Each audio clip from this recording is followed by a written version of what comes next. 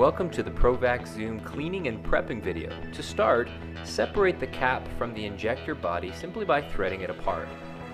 Next, use denatured alcohol to thoroughly clean both chambers as well as the piston and seals.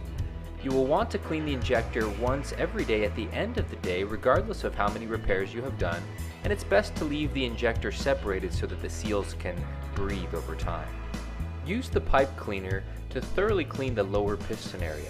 This will help to remove any built-up resin residue. You can also use a Q-tip or a toothpick to clean out the very tip of the lower piston chamber.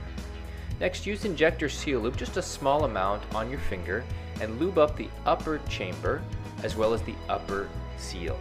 Do not use injector seal lube on the lower seal or in the lower chamber. For that, you will want to use 1 drop of resin on the lower piston seal.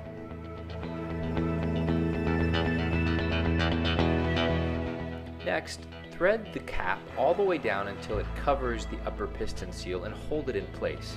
Now install the body onto the cap by threading it clockwise. Thread the upper piston up and down once or twice to thoroughly lube both chambers. Now you'll want to cover the tip of the injector and thread it all the way back to check the vacuum. Now you are ready to repair.